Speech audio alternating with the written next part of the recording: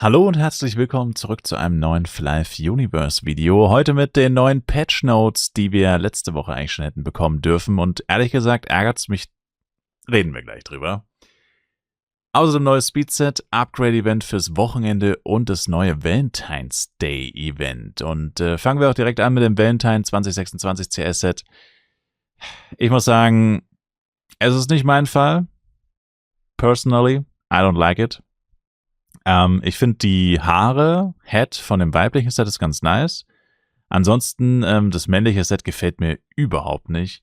Und auch das weibliche Set ist halt doch wieder relativ generic. Also so Maid-like Outfits haben wir halt wirklich mittlerweile auch schon 50 verschiedene gefühlt. Und außerdem, bis auf die kleinen Herzchen überall auf der Uniform, auf den Schuhen und so weiter, ja, weiß ich nicht, wirkt es jetzt auf mich auch nicht wirklich wie ein Valentine's-Set. Also es könnte auch genauso gut Ostern sein oder so. Also hat jetzt für mich fast ein bisschen zu wenig Valentine's-Theme. Aber wie gesagt, der Head von der weiblichen Version ist ganz nice. Und wie immer, die weibliche Version sieht definitiv auch besser aus. Enhanced Upgrade Event, Freitag 0 Uhr bis Sonntag 23:59. Upgrade Chance auf die also normale Upgrade-Chance ist einfach erhöht, genau, hat aber keine Auswirkungen auf Ultimate Upgrading, also nur normales Upgrading bis plus 10, nicht Ultimate Upgrade. Ganz wichtig. Genau. Ja, und dann Valentine's Day Event. Ich glaube, es ist fast 1:1 das gleiche Event wie letztes Jahr, bis auf die Belohnungen wurden, glaube ich, ein bisschen angepasst. Wichtig, das Event geht tatsächlich nur 14 Tage, vom 12. bis zum 26. Februar. Man droppt bei Monstern, die maximal 10 Level unter einem sind und mindestens Level 20 sind, Valentine's Day Love Letter. Und wenn man den öffnet, dann bekommt man entweder ein I, ein Herz, ein Y, ein O oder ein U. Alles mit der gleichen Wahrscheinlichkeit. Ist alles Soul-linked, also seelengebunden natürlich wie immer. Und diese Valentine's Day Letters, also diese Buchstaben bzw. das Symbol, muss man dann auf Taste U, Valentine's Day Submenu, eintragen. Und wenn man das macht, dann braucht man eben alle Buchstaben einmal, also ein Set, und kann dann auf Claim drücken. Genau. So bekommt man dann 10 Punkte für jedes Set und wenn man insgesamt 200 Punkte sammelt, hat man alle Belohnungen freigeschaltet. Das heißt, die maximale Belohnung ist für 20 Sets, also 20 mal jeden Buchstaben braucht man. Das heißt, insgesamt braucht man 20 mal 5 Buchstaben, also insgesamt 100. Und dann bekommt man verschiedene Belohnungen. Die beste Belohnung für 200 Punkte, die schlechteste für 50 Punkte. Kann man sich gleich angucken. Für 50 Punkte gibt es Potion Select Box mal 5, 5 Blinkwing of Madrigal, 4 mal Multishop. Dann für die Reward Box C, dafür braucht man 100 Punkte, bekommt man 4 mal Flask Select Box, 2 mal Low Amplification, 4 mal Upcut Stone. Für die B-Box braucht man 150 Punkte. Da bekommt man 2 mal Great Eel, 4 mal Stat Scroll Select Box und 4 mal Vital Drink oder Refresher holt. Und dann unterscheidet sich die höchste Box, die man für 200 Punkte bekommt, je nachdem welches Level man hat. Von 20 bis 79 bekommt man 2 Amplification ES, eine Pet Random Box, 5 Resurrections. Von 80 bis 119 bekommt man 2 Smelling Scroll Boxen, Pet Random Box und 5 Resurrections. Und die Valentine's Day A für 120 bis 190 bekommt man 2 X-Prolic, Pet Random Box und 5 Resurrections. Genau. Ja, und das war es eigentlich auch schon. Ziemlich simples Event, es geht ja aber auch nur 2 Wochen, muss man dazu sagen. Und der Pet Random Box kann ein Baby Winged Sheep sein. Entweder 7 Tage, 15 Tage oder 30 Tage. Keine permanente Chance, das Pet zu bekommen. Fand ich ein bisschen schade, so eine 1% Chance, das Pet auch permanent zu bekommen, wäre bestimmt ganz cool gewesen. Aber so ist es auf jeden Fall ein gutes Event für Anfänger, weil man sich wahrscheinlich relativ schnell und einfach ein Pet für mindestens 7 oder 15 Tage sichern kann, ohne dass man sich die Gigglebox kaufen muss.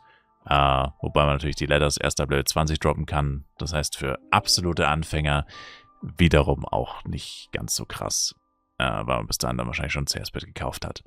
Oder vielleicht auch nicht, ich weiß es nicht. Aber auf jeden Fall, ja, it is what it is. Ja, geht jetzt 2 Wochen und läuft dann auch zusätzlich zu dem Year of the Horse Event, das ja noch nicht vorbei ist. Ja, und dann kommen wir zu den Game Version 1.5.1 Patch Notes. Die neue Version, die ja, wie gesagt, eigentlich zu den letzten Patch Notes mehr oder weniger gehört hat, wo uns dann angekündigt wurde, dass es eben diese Woche stattfinden würde. Und ich bin im Zwiespalt, weil es gibt ein paar Änderungen, die sind genau das, was wir wollten oder was viele Leute wollten. Und ein paar Änderungen, die ich persönlich sage,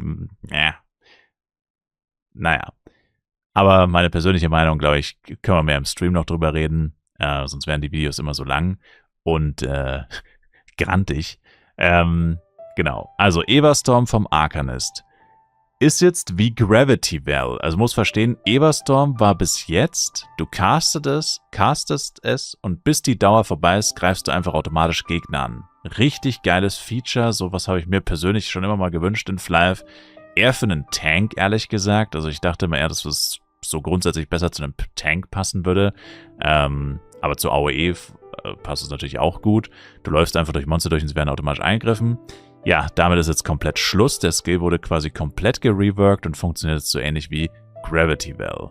Also ganz anders als bis gestern sozusagen. Außerdem wurde dafür die Anzahl der maximal treffbaren Ziele von, ich glaube 5 war es standardmäßig, auf 20 erhöht. Und wenn man die entsprechende Mastery dazu nimmt, kann man sogar 50 Ziele treffen. Was natürlich jetzt auch ein bisschen ärgerlich ist, weil jeder, der jetzt nicht diese Mastery genommen hat, muss wahrscheinlich reskillen, wenn er sie jetzt doch nutzen will. Bei 50 oder 20 Monster ist ja schon ein riesiger Unterschied. Oder auch 5 versus 20 war schon ein riesiger Unterschied. Aber ja, so oder so kann es jetzt halt sein, dass manche Leute auch noch einen Reskill benutzen müssen, weil sie das halt vorher so nicht genutzt haben, weil sie den Sinn nicht gesehen haben. Vielleicht generell im Skill oder generell in der Mastery. Genau. Im PvP ist das Ganze natürlich mit maximal 5 Zielen, beziehungsweise 10 Zielen, wobei 10 Ziele im PvP ist actually insane, ehrlich gesagt. Aber der Skill ist jetzt ja sowieso ganz anders. Also wird er im PvP vielleicht auch gar nicht mehr so eine große Relevanz haben. Dann Thunderstrike wurde gereworked, Cooldown wurde reduziert, die Range wurde erhöht und die Ziele, die davon getroffen werden können, von 1 bis 8 auf 2 bis 10 verbessert. Hellfire, die Reichweite wurde von 8 auf 13 erhöht und das In-Scaling bei 10% erhöht. Gale, der Radius von dem Skill, ich glaube, den haben sie schon mal erhöht oder irgendwas haben sie schon mal bei Gale erhöht. Ich glaube, die Uptick-Ratio haben sie erhöht. Jetzt erhöhen sie auch noch den Radius von 3 bis 4 auf 4 bis 5, je nach Master-Variation. Da muss man halt auch dazu sagen, könnte sein, dass das wegen Fernkampfmonstern vielleicht sogar passiert. Ein großes Problem in Kylun, was mir vor allem bei Ranger auch aufgefallen ist, dass die Monster aufgrund der Tatsache, dass sie halt Fernkampf sind, oder wenn du mit mehreren Leuten zusammen AOEst, kann es auch passieren.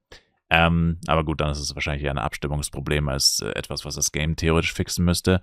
Aber bei Fernkampfmonstern ist mir das schon öfter aufgefallen. Bei Gale kann tatsächlich auch sein, dass bei Gale auch passiert ist. Da habe ich nicht wirklich drauf geachtet, um ehrlich zu sein, weil ich bei Fernkampfmonstern nicht gefacetankt habe und deswegen Gale so nicht wirklich benutzt habe. Aber bei Fernkampfmonstern kann es dir halt wirklich passieren, dass die Monster so weit wegstehen, dass sie dich angreifen können, aber, wie gesagt, vor allem bei Ranger, deine AOE-Skills das Monster gar nicht treffen. Also du stehst still, das Monster steht still, das Monster kann dich angreifen, aber du kannst das Monster nicht angreifen. In gewissen Konstellationen kann das passieren. Und bei Gale, wenn ich hier so lese, Radius von 3, 4, 4, 5, das ist schon ziemlich klein, könnte ich mir vorstellen, dass Gale da tatsächlich auch nicht immer alle Monster trifft oder getroffen hat. Und das ist natürlich schon, naja, ziemlich belastend. Ich meine, was ist der Sinn von AOE, wenn du Monster pulst und nicht alle Monster zeitgleich angreifst? Man kannst auch 1v1 spielen. Deswegen, ja. Entangling Roots increased maximum targets to 18. 28 mit der Mastery, 8 im PvP und Range zu 10 erhöht. Ehrlich gesagt, den Skill habe ich nie wieder benutzt. Müsste jetzt erstmal ausprobieren wieder. Swampy Area, die Visual Scale wurde von 1.0 auf 1.3 erhöht. Und der visuelle Effekt, die Farbe davon wurde von blau zu grün verändert. Der visuelle Effekt von Swampy Area ist, by the way, ziemlich belastend. Das ist einfach so ein kleiner Kreis. Ich finde den richtig traurig. Also ich finde Swampy Area und auch das Symbol sieht richtig cool aus. Du denkst, dann kommen dann irgendwelche Äste und Schlamm und so. Und es war halt einfach nur ein blauer Kreis. quasi komplett ohne Effekte. Also, da müssen sie generell nochmal drüber über den Skill, denke ich, damit der optisch auch wirklich was hermacht. Ja, dann mal Boy Kyrie Ellison. Hört sich immer noch an wie ein Musiker oder ein Rockstar. Vielleicht ist es das auch, ich habe keine Ahnung. Ich habe es bis heute nicht gegoogelt. Remove die Recovery Rate und dieser Skill gibt jetzt 18 Tenacity, 5 Attack Power Rate, 8 Magic Power Rate und entsprechend höhere nochmal mit der entsprechenden Mastery und die Duration Increase Variation, also auch wieder Master Variation, funktioniert jetzt so, wie sie gedacht ist. Ja, ich weiß nicht, was die Effekte vorher waren, ehrlich gesagt. Ich weiß nur, dass die Masteries generell überhaupt nicht gut angekommen sind. Deswegen, ja, mal gucken, ob das irgendwas großartig ändert. Ich denke schon, weil die 8% Magic Power Rate ist vor allem interessant. Die wurde nämlich vom Bill-Poster entfernt und dem Seraph gegeben. Genau. Und außerdem die Him Perfect Performance increased Cooldown Reduction from 22 to 30 auf 40, 45. Genau. Ja, dann Force Master, wie gesagt, Bubbles Blessing, da wurde die Magic Power Rate entfernt und die wurde eben auf Kyrie Ellison verschoben, um die Support Buffs besser zu verteilen. Ja, ehrlich gesagt, Force Master bin ich jetzt auch aktuell überhaupt nicht drinnen. Ich glaube, das kommt jetzt auch eher nicht so gut an, ehrlich gesagt, bei vielen Leuten. Aber mal gucken, wie jetzt so die Stimmung ist nach diesen Patch Notes. Nance 4, Cooldown wurde auf 7 Sekunden verändert. Harlequin wurde tatsächlich ein bisschen genervt. Und zwar Harlequins Charge wurde erhöht. Harlequins Charge ist ja jetzt für PvE-Spieler für die meisten nicht wirklich relevant. Toxic Assault hingegen ist sehr relevant und da wurde der Damage um circa 30% verringert. Es ist nur einer der neuen Harlequin-Skills, die ihm einen Damage-Bonus geben, aber es ist einer der relevanteren auf jeden Fall. Und ja, muss man mal gucken, wie sich das auswirkt. Im Großen und Ganzen soll es jetzt keine gigantische Änderung sein, also nicht so, dass jetzt Jester wieder den niedrigsten Schaden macht oder so. Aber es ist schon auf jeden Fall ein gescheiter Nerv und ja, ich weiß nicht, ob ich das so gut finde tatsächlich, weil ich persönlich bin halt der Meinung, also, oder was heißt persönlich der Meinung? Ich persönlich vermute halt, obwohl Harlequin momentan wahrscheinlich recht stark dasteht im Endgame, was DPS und so angeht, glaube ich trotzdem, dass viele Leute kein Harlequin spielen werden. Also jetzt nicht auf den Original-Servern, sowieso nicht, dass sich da jetzt jemand unbedingt einen Harlequin macht. Also selbst wenn, dann halt einzelne Personen, nichts Dramatisches. Und ich denke halt vor allem auf dem FEC, wenn du jetzt weiter Harlequin eher nerfst als weiter buffst, ich meine gut, weiter buffen vielleicht auch nicht unbedingt, aber einfach mal so lassen und gucken, wie sich's entwickelt, wäre vielleicht die klügere Taktik, weil ich glaube, jetzt halt direkt schon wieder ein bisschen unattraktiver und seien das nur 5% Total Damage oder vielleicht sogar weniger als 5% Total Damage, den er jetzt hier durch verloren hat. Jedes kleine bisschen macht halt eine Klasse, die sowieso schon unfassbar unbeliebt ist, vollkommen egal, wie viel Schaden sie macht, gefühlt. Es spielt eigentlich fast schon gar keine Rolle, wie viel Schaden der macht. Beziehungsweise nur dann, wenn der Harlequin wirklich extrem viel Schaden macht, wird er jemals wieder beliebter werden. Und genau diese Chance nimmt man ihm, indem man ihn jetzt hier wieder nervt. Also, ja, mal gucken. Ich hoffe, das wird der einzige Nerf bleiben. Sollte da nochmal was gemacht werden an seinen Damage-Skills, dass sie nochmal ein bisschen verringert werden, könnte ich mir halt vorstellen, dass sich da beim FEC überhaupt nichts tut und überhaupt niemand weiter Jester spielt, außer die Leute, die es sowieso schon in der Vergangenheit getan haben. Aber mal abwarten. Wir werden sehen. Genau. Templar Weapon Scaling von Sky Splitter wurde etwas verringert und dafür ein 7-faches STR-Scaling hinzugefügt. Was das letztendlich ändert, ich habe keine Ahnung. Für mich hört sich das nämlich eher wie ein Buff an, ehrlich gesagt. Aber ja, keine Ahnung. Kommt halt auch drauf an, wie man gestellt ist. Full STR logischerweise mehr. Für Tanks, PvP-Spieler vermutlich weniger. Außerdem die Undying Passive im PvP wurde nochmal verändert. Maximales Dex ist jetzt 1 und der Cooldown sind 450 Sekunden, also 7,5 Minuten. Mentalist wurde auch genervt, endlich. Disable Weaken Damage Passives. Der Base Damage pro Stack wurde von 4% auf 2% reduziert. Der maximale Schadensbonus pro Debuff bei maximalen Stacks wurde verringert von 10% auf 8%. Und Debuff Damage Reduction wird jetzt maximal auf 8 Debuffs hochgezählt. Ich weiß nicht, wie viel es vorher war. Das ist aber das Problem, dass meistens nicht dabei steht. Also gut, hier steht es fairerweise größtenteils dabei, was verändert wurde. Props tatsächlich. Aber nicht immer. Bei manchen Sachen steht es immer noch nicht dabei. Also, ja gut, vielleicht gab es vorher kein Maximum, okay. Aber könnte man auch dazu schreiben, dass es vorher quasi keins gab und jetzt ist das Maximum 8 Debuffs. Also was weiß ja nicht unbedingt jeder. Aber fairerweise muss man sagen, sie schreiben es tatsächlich mittlerweile dazu, was es vorher war. Das ist schon mal ganz nice. Das ist eine coole Änderung tatsächlich. Das ist etwas, was ich schon sehr oft kritisiert habe, dass das halt nicht ganz so klar ist für jeden. Nicht jeder kennt alle Skills von allen Klassen auswendig. Also, ehrlich gesagt, niemand weiß das. Die Leute, die so tun, als wüssten sie es, haben safe davor nachgeschaut. Deswegen ist das nice, dass es jetzt bei den meisten Sachen dabei steht. Genau. Ja, und das waren auch schon die Balance Changes tatsächlich, was die Klassen angeht. Also alles in allem war viel dabei, was man sich jetzt wirklich schon lange gewünscht hat. Also Mentalist, dass der viel zu stark war, das hat wirklich jeder gesagt, ja. Ich weiß nicht, wie viel es tatsächlich Unterschied macht, weil es klingt jetzt tatsächlich nicht so krass. Wobei man halt schon sagen muss, dieses Stacken war halt vor allem die Stärke von dem Mentalist. Und hier wurde es jetzt pro Stack um 2% verringert. Und auch hier bei maximalen Stats um nochmal 2%. Also es müsste insgesamt schon einen guten Unterschied machen, wie viel es tatsächlich ist, ob es reicht, ob er immer noch vielleicht in den Augen von den meisten Leuten zu stark ist und so weiter. Das muss man jetzt halt erst wieder gucken. Sowas findet man jetzt halt nicht in 5 Minuten nach dem Patch raus. Das muss man halt längerfristig wieder beobachten. Genau, wie gesagt, ansonsten Balance Changes bin ich persönlich eher unzufrieden mit der Harlequin-Änderung. Ich denke, das ist eher ein Fehler tatsächlich. Klar kann man darüber streiten. Gut, macht man jetzt eine Klasse super OP und die wenigen, die sie spielen, profitieren davon. In der Hoffnung, dass mehr Leute vielleicht wieder Interesse an der Klasse haben.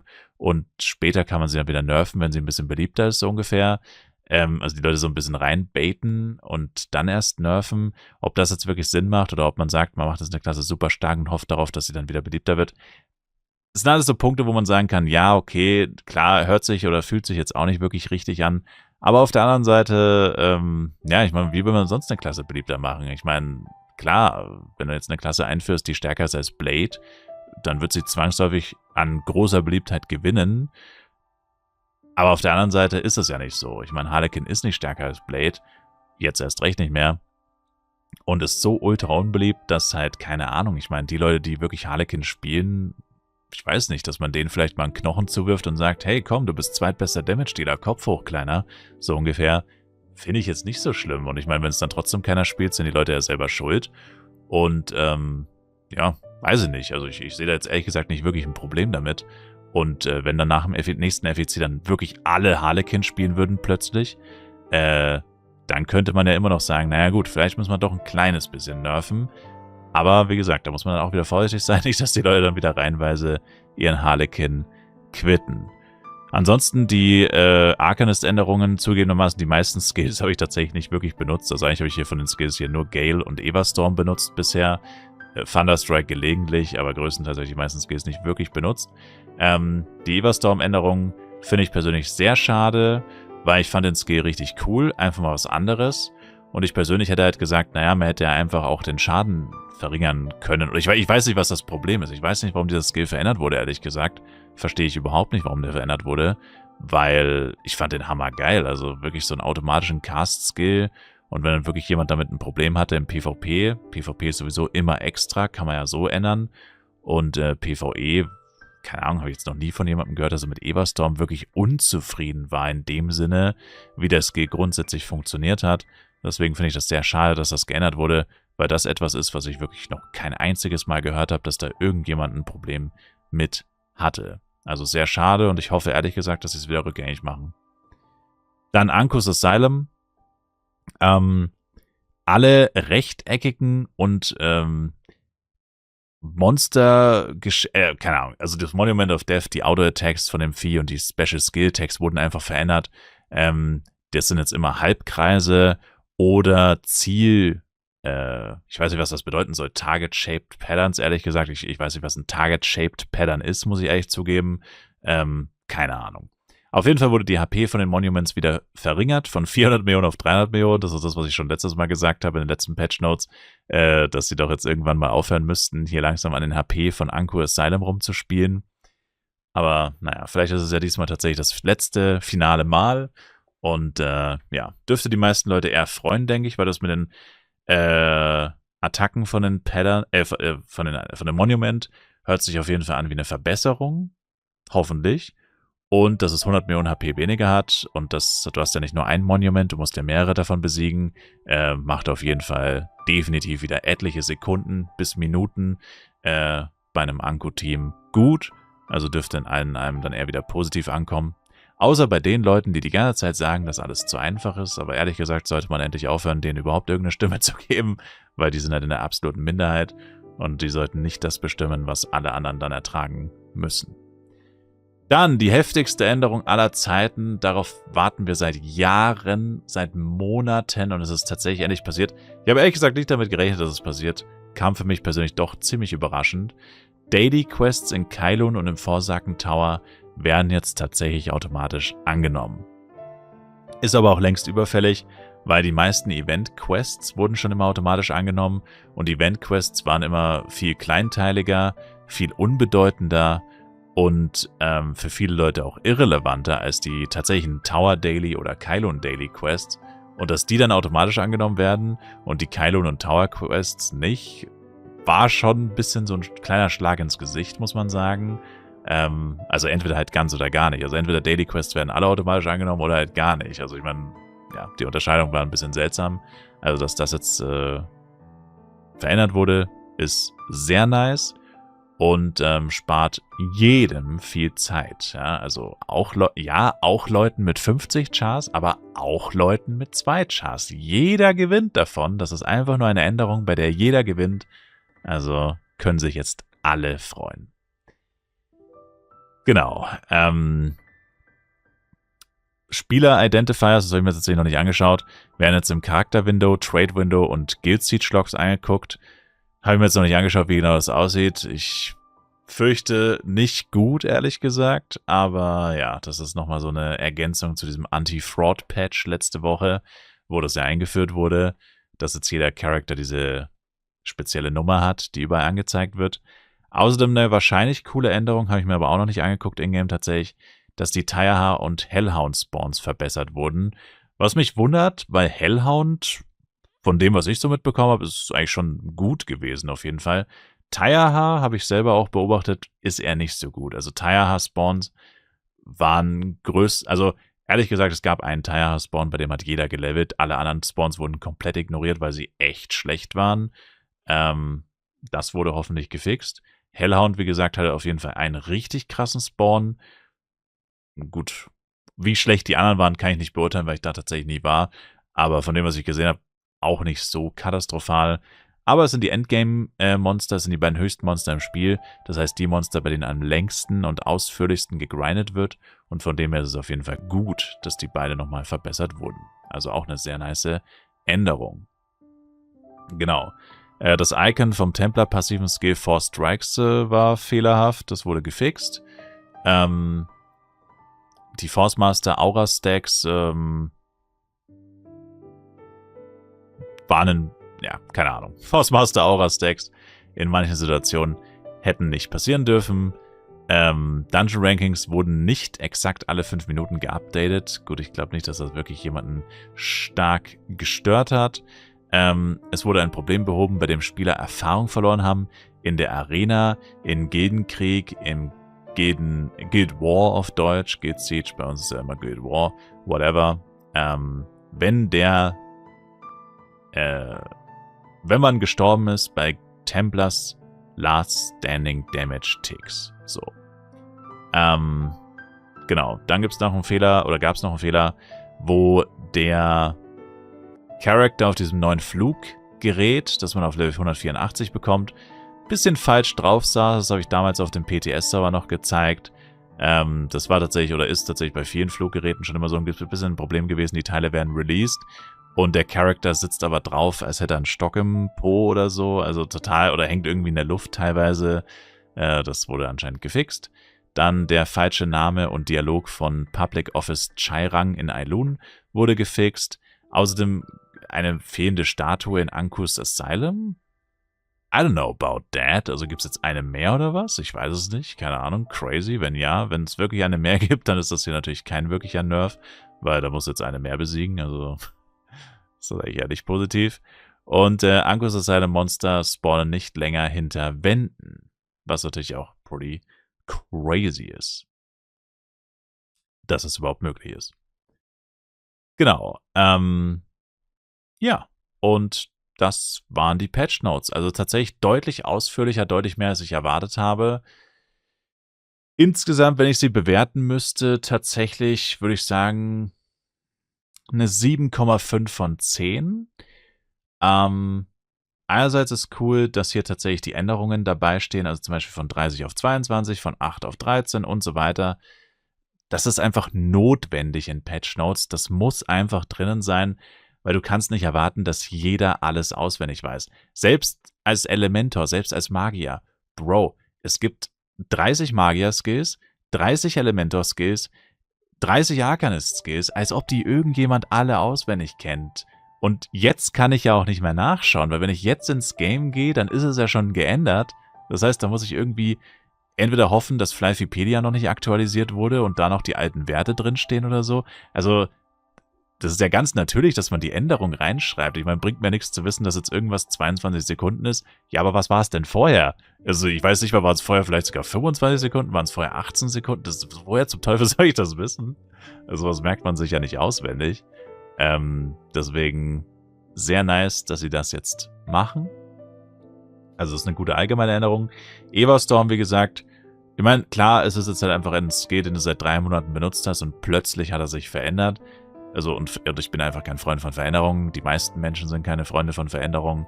Wahrscheinlich ist es letztendlich relativ egal. Ich finde es trotzdem schade, weil Everstorm war so ein bisschen unique, was das angeht. Ein cooler neuer Skill, coole neue Funktionsweise. Und die jetzt komplett zu entfernen, weiß ich jetzt nicht, ob das so eine coole Änderung ist. Also auf den ersten Blick definitiv nein. Seraph und Forcemaster kann ich ehrlich gesagt nicht wirklich bewerten. Harlequin eher schlecht. Templar, gut, das ist relativ irrelevant für PvE, sag ich mal. Mentalist auch gut. Ich denke, selbst Mentalists müssen sich eingestehen, dass das einfach nicht richtig war, dass sie so stark waren. Und das mit den Daily Quests ist natürlich super gut. Tirehound, Hellhound Spawns muss ich mir noch angucken, grundsätzlich aber auch gut. Also alles in allem definitiv auf jeden Fall ein überdurchschnittlich positiver Patch, den wir jetzt auch wirklich dringend nötig hatten, meiner Meinung nach. Und ja, deswegen alles in allem coole Sache. Danke an die Devs, dass doch ein paar Punkte, die jetzt schon länger auf der Liste standen, endlich abgearbeitet wurden. Und ich hoffe, dass die nächsten Patches ebenfalls so positiv ausfallen wie dieser hier. Mit dieser Hoffnung sage ich danke euch fürs Zuschauen. Schaut auf jeden Fall im Livestream vorbei, Twitch-Links in der Videobeschreibung. Und bis zum nächsten Mal. Macht's gut rein und ciao, ciao.